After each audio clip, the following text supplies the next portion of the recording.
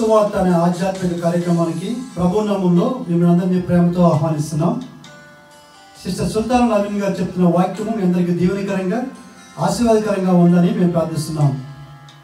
మీ యొక్క అభిప్రాయాలు సలహాలు యూట్యూబ్ లింక్ ద్వారా మాకు తెలియపరచగలరు. మీలో ఎవరికైనా ప్రార్థన అవసరం ఉన్నట్లయితే స్క్రీన్పై కనిపిస్తున్న మొబైల్ నెంబర్కి మీరు ఫోన్ చేసినట్లయితే మీ కొరకు మేము ప్రార్థన చేస్తాం. ప్రభు మిమ్మల్ని దీవించుగాక.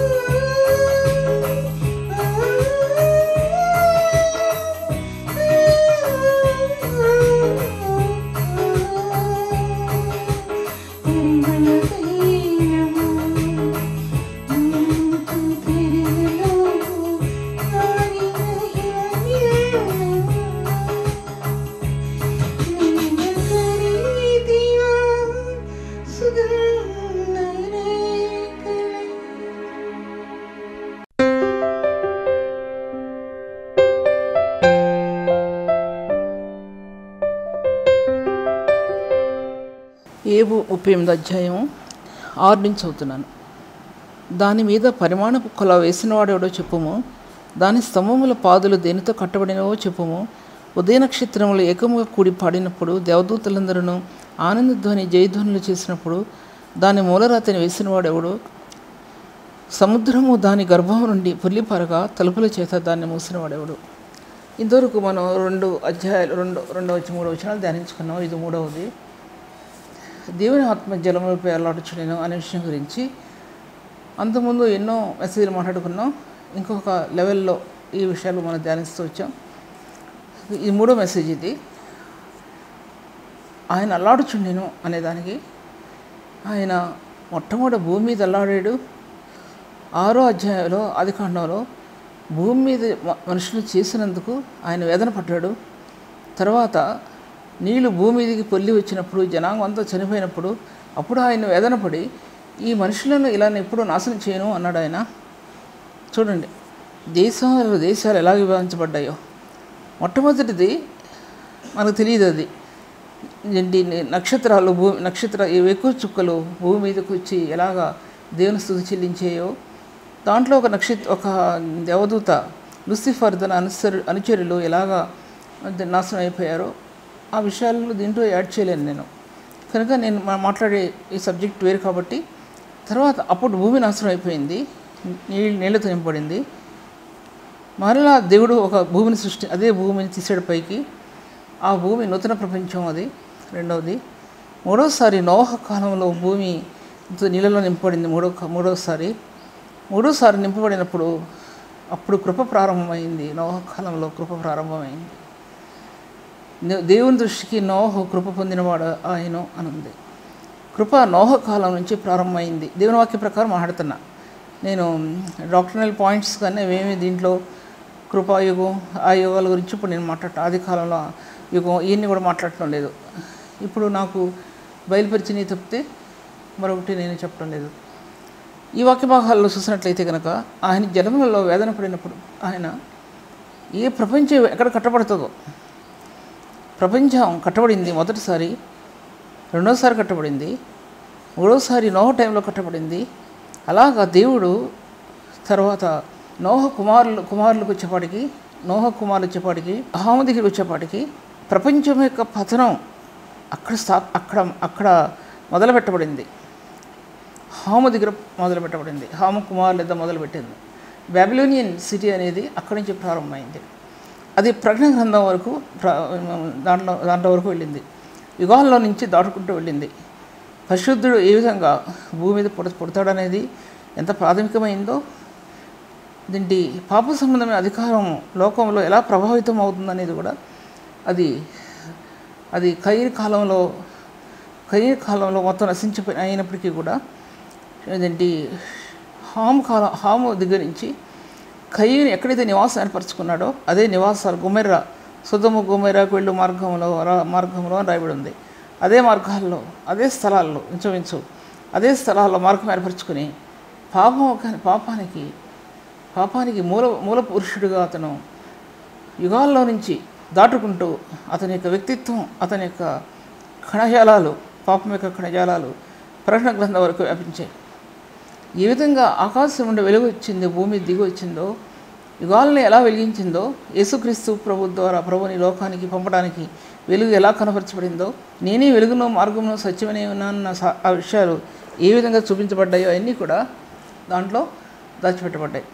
ఆ విషయాలన్నీ కూడా తర్వాత వాక్యాలు చూసినట్లయితే కనుక ఈ ప్రపంచాలన్నీ కూడా ప్రపంచంలో దేవుని వాక్యం వల్ల నిర్మాణమైనవనియు కలిగి ఉన్నది ఏదియు ఆయన లేకుండా కలగలేదనియు అని హెబ్రీయులకు రాసిన పత్రిక 1వ అధ్యాయంలో రాయబడింది. ఆయన దేవుని మహిమ యొక్క తేజస్సును ఆయన తత్వం యొక్క మూర్తిమంతమై ఉండి తన మహత్తు గల మాటల చేత అని రాయబడి ఉంది. హెబ్రీయులకు రాసిన పత్రిక 1వ అధ్యాయంలో దేవుని యొక్క మహిమ యొక్క తేజస్సు ఈ ప్రపంచాల మీద ప్రకాశించింది. సూర్యుడు ఎలా ప్రకాశించాడు అనుకుంటున్నామో, నీతి సూర్యుని యొక్క మహిమ యొక్క తేజస్సు, యెహోవా మహిమ యొక్క తేజస్సు ఈ భూమి మీద ప్రకాశించింది. జ్ఞానం ఎలా ప్రకాశించిందో ఆయన యొక్క మహిమ కూడా ప్రకాశించింది. జ్ఞానం మహిమ అనేవి రెండు కూడా పరిశుద్ధతలో ప్రకాశించాయి. పరిశుద్ధత అనేది శిలువ యాగంలో ప్రధానమైనటువంటిది. శాంక్టిఫికేషన్ అనేది అంత ప్రధానమైనది. ఆయన వధించబడిన గొర్రెపిల్లగా ఎలా పరిశుద్ధపరిచాడో, ఆయన భూత భవిష్యత్ వర్తమాన కాలాల్లో ఉన్నటువంటి ఆ మార్గాలు తన పరిశుద్ధ స్థానం వలన మనుషులను ఎలా పవిత్రపరిచాడో అని ప్రభు, అంత పరిశుద్ధత అనేది ఒక హృదయంలో విమోచన కార్యం ద్వారా ఆత్మకి బయలుపరచబడింది. ఇందులో ఈ విమోచనలో జ్ఞానం అనేది ఆత్మకి ప్రకాశించిందంటే ఆత్మ యొక్క ధరణిధిగా తెరవబడింది జ్ఞానం. ఈ జ్ఞానం బైబిల్కి ఎలా ప్రతీకగా నిలబడిందో మన అంతరంగ ఆత్మకు కూడా అది ప్రతీకగా నిలబడింది. పరిశుద్ధులకు ప్రతీక అంటే ప్రతీక అని అంటారు. బైబిల్ గ్రంథానికి వెలుగు ప్రతీక అంటారు. అంటే అంత ప్రధానమైనటువంటిది ప్రకాశించే మార్గం వెలుగు, క్రీస్తు యేసు యొక్క వెలుగు. క్రీస్తు యేసు యొక్క వెలుగు ఎటువంటిదో క్రీస్తు యేసు యొక్క పరిశుద్ధాత్మ యొక్క మార్గం కూడా అటువంటిది. యెహోవా దేవుని యొక్క తేజస్సు ఎటువంటిదో ఆయన యొక్క మహిమ స్వరూపం కూడా అటువంటిది. యెహోవా దేవుని తేజస్సు ఎటువంటిదో క్రీస్తు యేసులో దాచబడిన మహిమ కూడా అటువంటిది. ఆయన మహిమస్వరూపి. ఆయన తన్ను తాను రిక్తునిగా చేసుకున్నాడు. ఆయన తన్ను తాను రిక్తునిగా చేసుకున్నాడు అనే సత్యం అక్కడ చూపించబడతా ఉంది. ఫిలిప్పీ రాసిన పత్రిక 2వ అధ్యాయంలో దాసునిగా చూపించబడతా ఉంది. అలాగే జ్ఞానం అనేది ఆయన స్వభావ లక్షణాలు అని నేను మీకు చెప్తున్నప్పటికీ కూడా ఆయన స్వభావికంగా జ్ఞానాత్మకునుడు. జ్ఞానం చేత సమస్తాన్ని సృష్టించినటువంటి దేవుడు ఆయన. ఈ జ్ఞానం ఒక వ్యక్తికి పరిశుద్ధతలో జ్ఞానం రేఖలు విప్పారే. పరిశుద్ధతలో జ్ఞానం రేఖలు విప్పారే. ఈ పరిశుద్ధ రేఖలు ఏంటంటే ఒక వ్యక్తి జీవితంలో గ్లోరిఫికేషన్, శాంక్టిఫికేషన్ అండ్ జస్టిఫికేషన్ అనే పదాలు కాదు, పదజాలాలు కాదు. క్రీస్తు యేసు యొక్క రక్తంలో మానవునికి విమోచనలో ఇవి దాచబడినాయి. పరిశుద్ధపరచబట్ట అనేది మధ్యలో ఉంది. ఇంకోటి మొట్టమొదటిది గ్లోరిఫికేషన్, అది మూడవది. అంటే మహిమపూర్ణుడిగా తీర్చబడటం, పరిశుద్ధుడిగా తీర్చబడటం. జస్టిఫికేషన్ అంటే నీతిమంతుడిగా తీర్చబడటం. గ్లోరిఫికేషన్ అంటే తెలుగులో ఇంకో అర్థం వస్తుంది. ఆ విధంగా తీర్చబడింది. నేను ఈ డాక్టరింగ్ పాయింట్స్ని మీకు నేను ఏదో చూచాయిగా లేకపోతే ఏదో మీకు బయహట్ చేసి మీకు చెప్పే విషయాలు కావు. ఇవి నాకు తెలియని విషయాలు. ఇవి నాకు తెలియని విషయాలు. నేను యవన కాలంలో నేను ప్రభు నెరిగినప్పుడు నా ఆత్మ బయలుపెచ్చింది నీతిమంతుడిగా తీర్చబడటం అనేది. ఒక యవనస్తుడు ప్రభు సన్నిధిలో పాపం ప్రవేశించకుండా అంతరంగం పరిశుద్ధపరచబడుతూ అంతరంగంలో పాపం తెలియకుండా పాపం యొక్క మచ్చుతునులు లేకుండా ఆ కాలంలో ప్రభు నెరగడం అనేది ఎంత ధన్యం అండి. ఒక యవనస్తుడు ముక్కుపచ్చలారినటువంటి యవన ప్రాయంలో ప్రభు నెరగడం అనేది ఎంత ధన్యత అండి. ఇప్పుడు పూర్వపు కాలాల్లో స్పర్జన్ అనే వ్యక్తి, కొంతమంది భక్తులు ఉన్నారు 10 సంవత్సరాల లోపల 9 సంవత్సరాల లోపల, అప్పుడు లైట్స్ లేవు, ఒక లాంతర పట్టుకుని చీకటిలో నడుచుకుంటూ వెళ్తుంటే దాంట్లో రాస్తాడండి. ఆ పుస్తకంలో ఒక పొయిట్ రాస్తాడు. దాంట్లో సూర్యచంద్రులు నక్షత్రాలు అతనికి సెల్యూట్ చేశాయంట. ఎందుకంటే సృష్టికర్త అయిన ప్రభువుని సేవించడానికి ఆ బాలుడు వెళ్తుంటే సూర్యచంద్ర నక్షత్రాలు సెల్యూట్ చేశాయంట ఆయనకి. అంటే ఆ భక్తి ప్రేమలో ఆయనలో ఆ బాలుల్లో ప్రకాశించేయండి. నీటి బాలుల్లో కాదు, యవనస్తుల్లో కాదు, పెద్దవాళ్ళలో కాదు, ఇంకా మరి ఎవరిలో కాదు. అది చూడటానికి చాలా తక్కువగా కనబడతాను. ఇప్పుడు ఎక్కువగా ఏం కనబడతల్లా. క్రీస్తు యేసు యొక్క ముఖవచ్చేస్సు నీటి పరిశుద్ధంలో ప్రకాశించే దీపం అండి. ఈ పరిశుద్ధ స్థానాల్లో ఈ జస్టిఫికేషన్ అండ్ గ్లోరిఫికేషన్ ఇవన్నీ కూడా అవి కలయికలో అంతరాత్మలో ఒక రక్తదారుల్లో నుంచి ఆ ఫెటల్స్ అన్నమాట ఆత్మలో తెరుచుకుంటాయండి. ఈ తెరుచుకున్న ఫెటల్స్లో తనలో పరిశుద్ధమైన జీవకణాలు ఆత్మలో ఆ స్థానాల్లో నింపబడతాయండి. ఆ ఫెటల్స్ అవి మామూలు విషయాలు కాదు నీతో మాట్లాడేది. అవి పరిమళనిచ్చేటువంటివి, సువాసనిచ్చేటువంటివి. అవి మహిమ యొక్క ప్రభావంలో అవి విప్పారుతాయండి. అవి విప్పారుతాయి. క్రీస్తు యేసు యొక్క మహిమ యొక్క స్వరూపంలో అవి విప్పారాలంటే పునరుత్థానం యొక్క జీవం ఆత్మలో, పునరుత్థానం యొక్క శక్తి అనేది నీ ఆత్మలో ప్రభావితమవుతే, నీ అంతరాత్మలో ప్రభావితమైతే ఈ లోక పాపం ఎడల నీ అంతర్యం పరిశుద్ధంగా నీతిమంతుడిగా తీర్చబడితే, ఈ లోక పాపం అంటకుండా పరిశుద్ధురాలుగా నీ హృదయం దేవుని సన్నిధి జీవించడానికి నువ్వు వేదన పడితే వేదన పడటం కాదు, అంగలారిస్తే ఒక వ్యక్తి అంగలార్చింది దేవుని సన్నిధిలో, ఈ దేవుని సన్నిధిలో ఇటువంటి ఈవులు దొరుకుతాయని మీరు అనుకోవద్దు. ఇట్టి వేదన పడితే ఒక చిన్న 2 బొట్టలు నీరు కరిస్తే ఆస్తులు నీ సొంతం అవుతాయని అనుకుంటున్నారేమో. సొంతం కావు. నీ దేవుని సన్నిధిలో హృదయం అంతఃకరణ నీతిమత్వాన్ని అందుకోవటానికి, ఉచితంగా అనుగ్రహించిన నీతిని అందుకోవటానికి, పరిశుద్ధపరచబడిన హృదయాన్ని అందుకోవటానికి ఒకటైతే పరిశుద్ధ స్థానాల్లో ఆ యొక్క జ్ఞానం కుమరించబడటానికి, సకల విధమైన జ్ఞానం ఆత్మకి ఇవ్వబడటానికి, నీ అంతరంగం తెరుచుకుంటానికి ఆ ఫెటల్స్ అనేవి, అంటే ఆ యొక్క ఫెటల్స్ అంటే రేఖలు పుష్పం యొక్క రేఖలు. ఇక్కడ నేను చెప్పేది ఆ నీతి యొక్క రేఖలు, లేకపోతే ఆ జీవం యొక్క ఆ ఉనికి రేఖలు ఆత్మలో తెరుచుకుంటే ఆ జ్ఞానం అనేది నీ ఆత్మకు అర్థం అవుతుందండి, లేకపోతే అర్థం కాదు. జ్ఞానం అనేది ఏంటో ఉన్నతమైన స్థలాల్లో పరిశుద్ధుని దగ్గర ఉన్నటువంటి జ్ఞానం ఆయన క్రీస్తు యేసు యొక్క రక్త మార్గాల్లో కలువరి యాగంలో నీ ఆత్మకు అందాలంటే మధ్యగా నిలబడినటువంటి రక్షణ మార్గం నీ ఆత్మకు అందాలి సుమా. ఉట్టుట్టి రక్షణ, ఉట్టుట్టి కార్యాలు కాదు నేను చెప్పేది. ఆ రక్షణ నీ ఆత్మకి, నీ అంతరాత్మకి ఎంతో తేటైనటువంటి దర్శనాన్ని, ట్రాన్స్పరెంట్ అనేది అంత తేటైనటువంటి హృదయ అలంకరణని నీ ఆత్మకి ఇచ్చినప్పుడు బహు తేటగా దేవుని వాక్యం నీ అందు కార్యసిద్ధి కలుగుతుందనే విషయాన్ని నేను మీతో మాట్లాడుతుంటున్నాను. అటువంటి జ్ఞానం అనే విషయం గురించి మీతో మాట్లాడుతున్నాను. ఈ జ్ఞానంలో ఎన్నో జ్ఞానాలు ఇమిడి ఉన్నాయి. దేవుని ఆత్మ జ్ఞాన వివేకములకు ఆధారమగు ఆత్మ, యెహోవా ఆత్మ జ్ఞాన వివేకములకు ఆధారమగు ఆత్మ, యెహోవాయందు భయభక్తులు పుట్టించే ఆత్మ, యెహోవాయందు భయభక్తులు పుట్టిస్తుందని ఆత్మ, దేవుని సన్నిధిలో ప్రార్థించాలని నీ ఆంతరాత్మని బలపరుస్తుందని ఆ ఆత్మ. అటువంటి ఆత్మ హృదయంలో లేనివారు దేవుని సేవకి నిష్ప్రయోజకులు అని నేను చెప్పడానికి నేను బాధపడుతుంటున్నాను. నిష్ప్రయోజకులు. అంతేకాదు, దేవుని పరిశుద్ధుల మీద రాళ్ళు వేసి కొట్టడానికి కూడా వాళ్ళు వెనుకాడరని నేను విషయం మీతో మాట్లాడుతుంటున్నాను. ఆ విషయం పరిశుద్ధ జీవిత రహస్యంలో ఒక ఆత్మ, పరిశుద్ధిని ఎరిగినటువంటి ఒక ఆత్మ తప్పకుండా ప్రబలం అవుతుంది, తప్పకుండా వ్యాప్తి చెందుతుంది, తప్పకుండా ఉన్నతమైన శ్రేష్టమైన ఈవుల్లో నింపడుతుంది. అటువంటి దేవుడు, ఆ యొక్క జ్ఞానాత్మ సంపూర్ణుడైనటువంటి ప్రభు అగాధ జలాల్లో అల్లాడుతుంటే జ్ఞానం విరిచి పంచపెట్టబడింది. జ్ఞానం కణాలు భూమి మీదకి వెదజల్లబడ్డాయి, జ్ఞాన మార్గాలు తెరవబడ్డాయి, అగాధ జలాల్లో తెరవబడ్డాయి, సముద్ర లోతుల్లో తెరవబడ్డాయి, నదుల్లో తెరవబడ్డాయి, అంతరిక్షంలో ప్రపంచంలో ప్రతి చోట జ్ఞానం యొక్క ఆ యొక్క కణజాలాలు భూమి మీద విస్తరించేసామా. ఈ జ్ఞానం అందుకోవటం అనేది ఒక వ్యక్తికి ఎంత ఉన్నత, అవి బుక్స్ అయిపోయాయి. సైన్స్లో ఎంత నాలెడ్జ్ అయిపోయింది, అది భూమి మీద ఎన్నో బుక్స్ అయిపోయాయి. తర్వాత శాస్త్రజ్ఞులు, సైంటిస్టులు అయిపోయారు.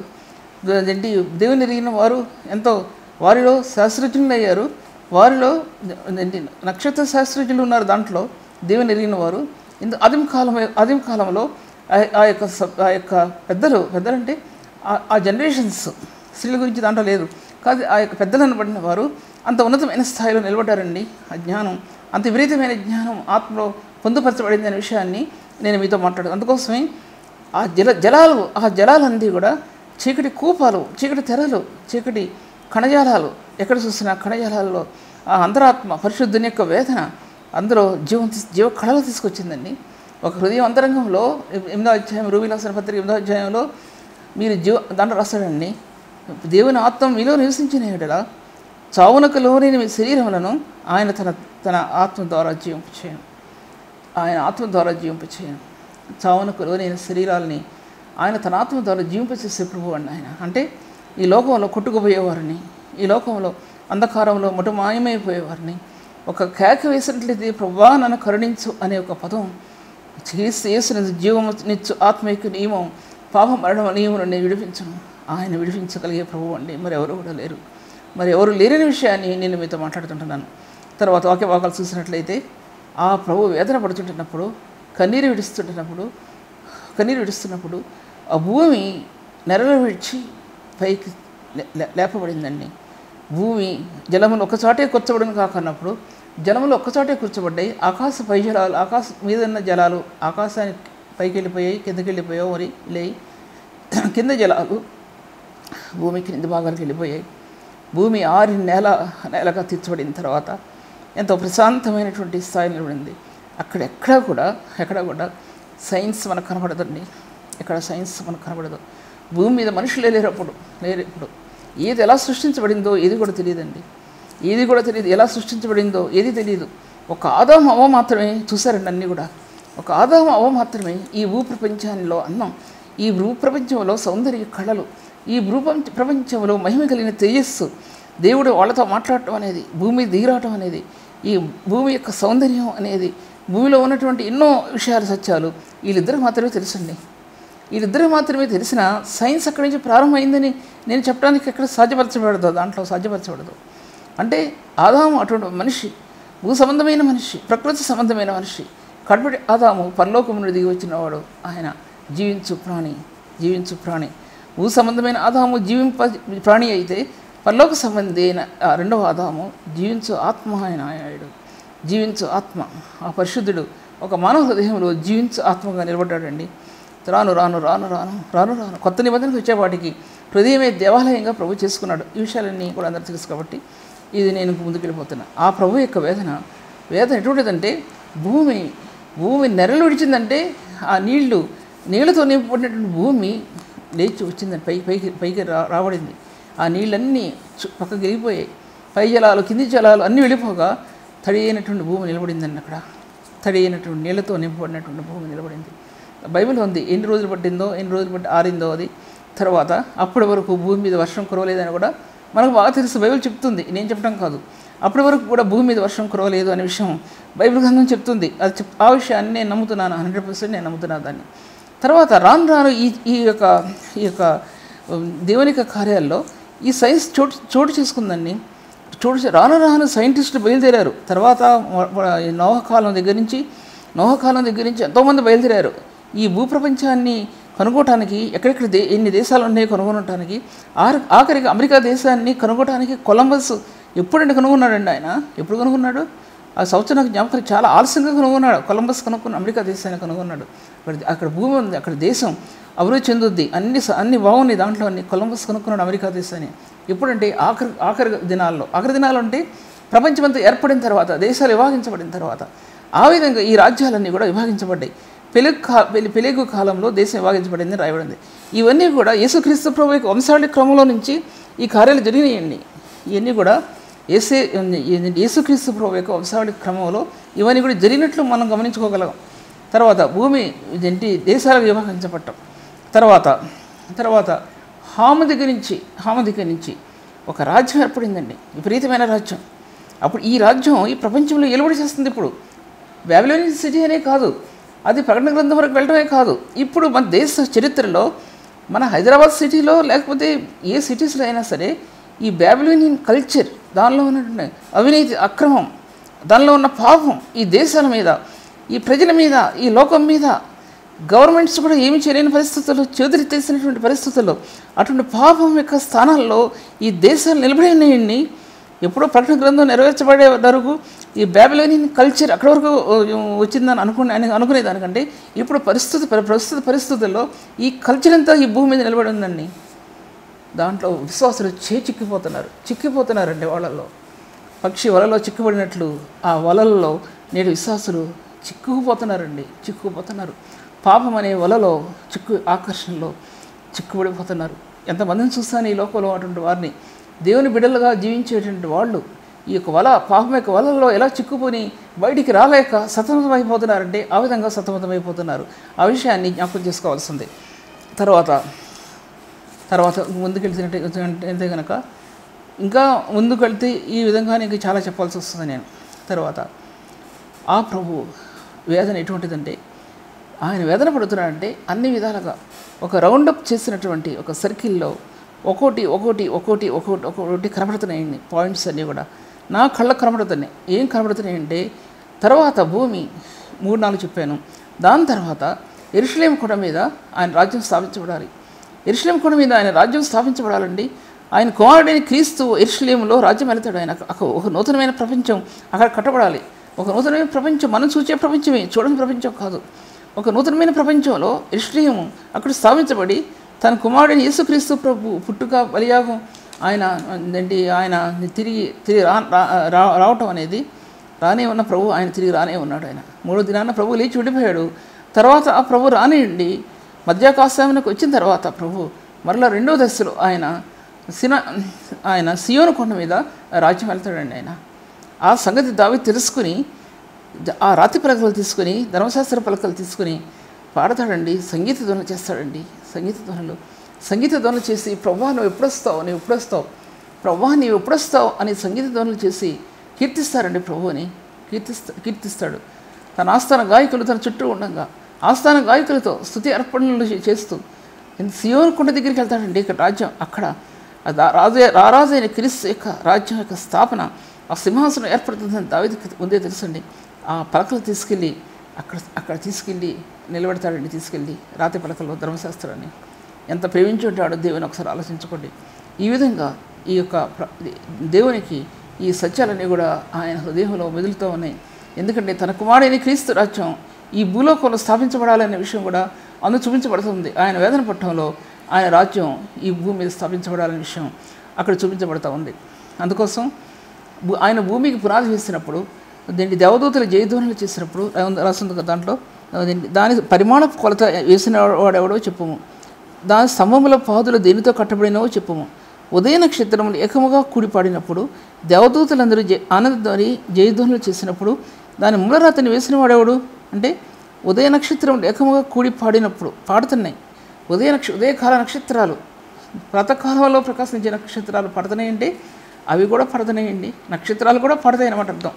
రంగురంగుల నక్షత్రాలు పాడతాయి ఆ ప్రభులో. అవి కూడా సంగీత ధ్వనులు చేస్తాయి, జయధ్వనులు చేస్తాయి. అవి కూడా వాటికి కూడా దేవుడు నోరిచ్చాడు, వాటికి కూడా దేవుడు గానం ఇచ్చాడు. స్తుతి అర్పణలు చేయడానికి రారాజు అయిన క్రీస్తుని స్తుతించడానికి వాటికి కూడా నోరిచ్చాడనే విషయం ఇది చదివితే మనకు అర్థమవుతుంది. దాంట్లో మనకు అర్థమవుతుంది. తర్వాత వాళ్ళు జయధ్వనులు చేశారు. ఎందుకంటే దేవదూతలందరూ కూడా ప్రభు ఈ భూమి మీదకి వస్తే ఎఫెసీ పత్రిక 4వ అధ్యాయంలో ఈ అనాదికాల సంకల్పం యేసుక్రీస్తు ప్రభువారు ఆయన భూమి మీద వచ్చినప్పుడు ఆయన మరణం అనేది ఆయన దాంట్లో రాయబడి ఉంది కదా.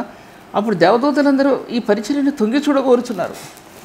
ఏ పరిచర్య తొంగి చూడగోరుచున్నారు?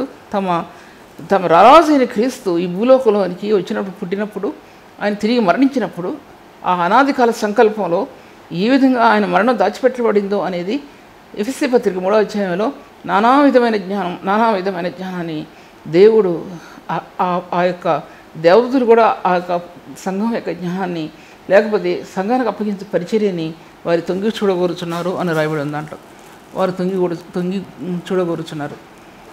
ఆ విధంగా ఆయన వాక్య భాగాల్లో చూసినట్లయితే దాని పరిమాణ కొలత తర్వాత దాని స్తంభముల పాదులు దేనితో కట్టబడ్డాయి అన్నాడు ఆయన. దాని స్తంభాల పాదులు ఎక్కడ? శూన్యంలో భూమి పునాది వేసాడండి. ఏ గ్రంథం చెప్తుంది?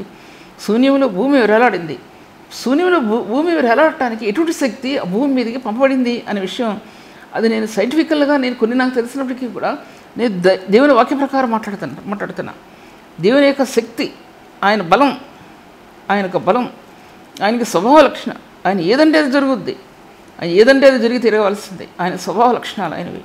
స్వాభావికంగా ఆయనలో ఉన్నటువంటి జ్ఞానం కానీ బలం కానీ ఎటువంటిదంటే జ్ఞానం చేత ఆయన భూమిని స్థాపించాడు అన్నాడు. ఆయన జ్ఞానం చేత ఆయన భూమిని స్థాపించాడు.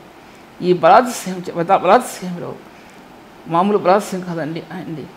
ప్రపంచాలను నిర్మించడానికి, కూలదొరయటానికి అధికారం కలదు ఆయనకి.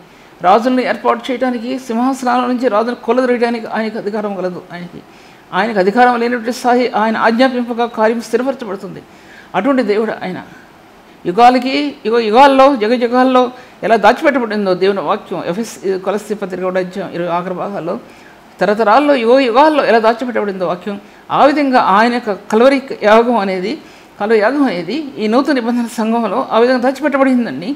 అది మన పరిచర్యకి, మన సేవకి ఏది ప్రధానమైన ఆ బలం చేత ఆ బలాత్సయం చేత లోకంలో ప్రబలిందండి. అది ప్రబలింది. దేవుని సంఘం కట్టబడటానికి అందుచేత ప్రబలింది. ఒక మనిషి ఒక జ్ఞానం, ఒక శక్తి కాకుండా ఆ బలాత్సయం ఎఫెసీ పత్రిక 1వ అధ్యాయంలో 19-20 వచనాలు ఆ బలాత్సయం చేత క్రీస్తుని మృతులను లేపి సమస్తమైన ఆధిపత్యం కంటే, అధికారం కంటే, శక్తి కంటే, ప్రభుత్వం కంటే, అధికారుల కంటే, అది కొలస్సీ పత్రిక 1వ అధ్యాయం రాయబడి ఉంది.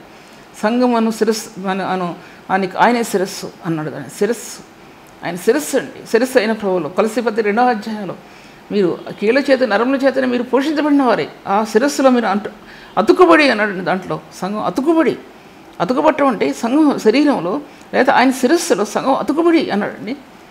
కొలస్సీ పత్రికలో, ఎఫెసీ పత్రికలో 4వ అధ్యాయం రాయబడి ఉంది. ఇది ఆత్మ సంబంధమైన, ఇది మర్మం. ఇది నేను వివరించి చెప్పలేను అన్నాడండి. దాంట్లో ఇది మర్మం. ఈ ప్రేమ అనేది మర్మం.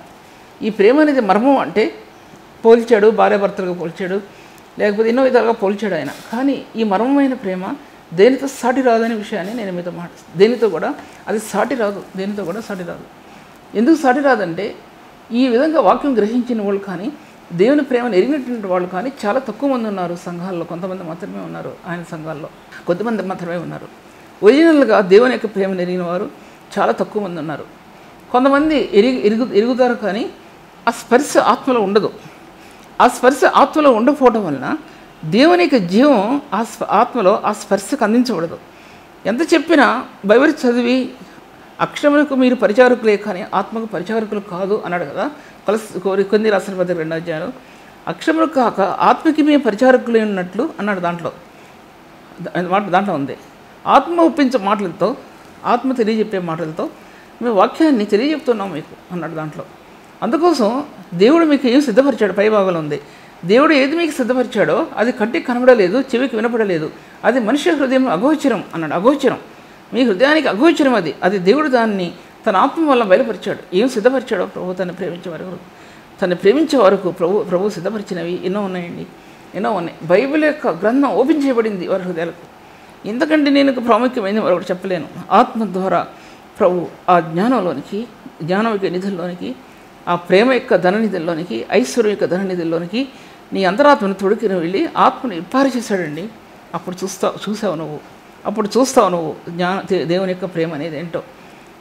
నువ్వు అనుకుంటావు మన ఆర్థిక పరిస్థితులు ఎప్పుడు సరిపోతాయో అనుకుంటావు, మన కష్టాలు ఎప్పుడు తీరతాయో అనుకుంటాం. దేవుడు ఆ కష్టాలు ఎలా తీరుస్తాడో, ఆర్థిక పరిస్థితుల్లో ఆ యొక్క దాన్ని ఎలా సమకూరుస్తాడో ఆయన వశంలో ఉందన్నది. అది ఆయన వశంలో ఉంది, మన వశంలో కాదు, ఆయన వశంలో ఉంది. ఆయన అంటున్నాడు యథార్థపరుడివై నీతిపరుడివై దేవుని సన్నిధిలోను నిలబడు అన్నాడు ఆయన. యోబు గ్రంథంలో 5వ అధ్యాయంలో దాంట్లో రాయబడి ఉంది. నీకు కలిగిన నీతి కొంచెమైనప్పటికీ భక్తిహీనుకున్న అది కీర్తనలో ఉంది, ధన సమృద్ధి కంటే శ్రేష్టం. ఆయన నీతి అన్నాడండి యోబు గ్రంథం 5వ అధ్యాయంలో 8వ అధ్యాయంలో. నేను నివాసాలలో కొంచెమే కానీ దాన్ని అభివృద్ధిపరుస్తాను నేను అన్నాడు ప్రభు. అలాగే అభివృద్ధిపరిచాడండి ఆయన. అలాగే లేవనెత్తాడండి, పెంట కుప్ప మీద ఉన్న దీనులు లేవనెత్తినట్టు లేవనెత్తాడండి ఆయన అటువంటి దేవుడు అండి ఆయన. అటువంటి దేవుడు, అటువంటి రాజు ఆయన. తన బిడ్డలను హక్కును చేర్చుకున్నాడండి, ప్రేమ చూపించి కనికరించాడండి దేవుడు. అటువంటి దేవాది దేవుడిని ఆత్మలో నువ్వు హృదయం ఎదిగిందా? ఆత్మలో ఆ సులువు యొక్క స్వరూపం నీ ఆత్మలో ఎదిగిందా? ఎవరు అంటున్నాడు భూమి యొక్క పాదులు దేనితో కట్టబడినవు ఒక్కసారి చెప్పు నువ్వు చెప్పు. పాదులు అంటే ఆ స్తంభం నిలబడటానికి, భూమి మీద ఆధారపడే స్తంభం నిలబడటానికి ఎక్కడ కట్టబడింది ఆ స్తంభం? ఆయనకు సిలువబడిన క్రీస్తు ఆయన స్తంభం. ఆది కాండంలో పరలోకం నుంచి దిగొచ్చినటువంటి ఆ స్తంభం భూమి మీద నిలబడి దాని మీద ఈ భూమి ఎలాగ దిగబడిందండి ఆ శక్తి మీద, అద్వితీయమైన శక్తి మీద, ఆ మహత్తరమైన శక్తి మీద. ఎఫ్సీ పత్రికలో రాయబడిన 2వ అధ్యాయంలో ఆ బలాత్సయంలో కొలస్సీ రాసిన పత్రిక ఆ మహిమాశక్తి చేత ఆ శక్తి ఆయన యొక్క బలం మనకు ఆధారమైనటువంటి ఆ శక్తి చేత భూమి నిర్మితమైంది, భూమి నిలబడిందండి. అక్కడ అందులో నిలబడింది భూమి. అది శూన్యంలో ప్రభు ఆయన సింహాసనాన్ని వేశాడండి. శూన్యంలో ఆయన ప్రభు తన సింహాసనాన్ని వేశాడు. శూన్యంలో తన మాటని బయలుపరిచాడు, శూన్యంలో తన విలువలను బయలుపరిచాడు, శూన్యంలో ఆ ప్రేమను బయలుపరిచాడండి. ఏమీ లేని స్థలాల్లో, శూన్యమైన స్థలాల్లో. ఎందుకంటే ఆయన కన్నీరు కారిందండి. ఆ కన్నీరు నేటి ప్రపంచానికి నిలబడటానికి, భూమి నిలబడటానికి మూలమైపోయిందండి. ఇది ఉట్టుటి మాటలు కాదు, బైబిల్లో ఉన్న మాటలు అవన్నీ.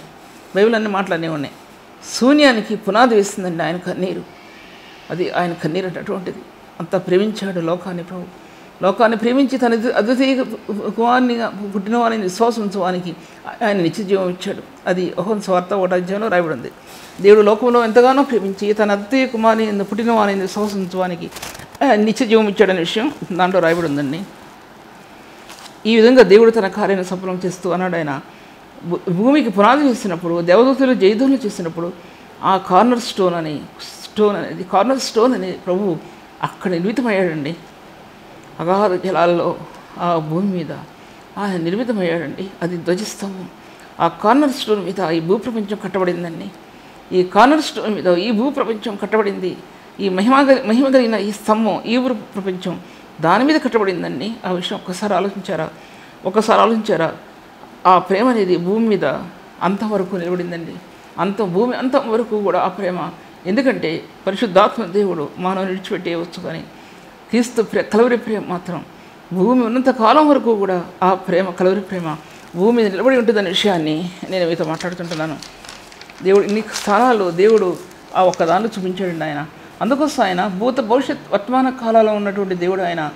ఆ ప్రభు తన కుమారుని ఎవరు ఆయన ముందుగా ఎరిగినో వారు తన కుమారునితో స్వరూప్యం గల వారిని ముందుగా నిర్ణయించిన. ఎవరిని ముందుగా నిర్ణయించినో వారిని పిలిచినాం, ఎవరిని పిలిచినా వారిని నీతిమంతులుగా తీర్చినాం. కనుక ఈ స్థానాలు మనకు ఆత్మకు అందినయా? మీ ఆత్మకు అందినయా? ప్రభు యొక్క అద్భుతమైన శక్తి ఆత్మకు అందిందా? ఆ జ్ఞానాత్మలో ఆత్మ నడిపించబడుతుందా?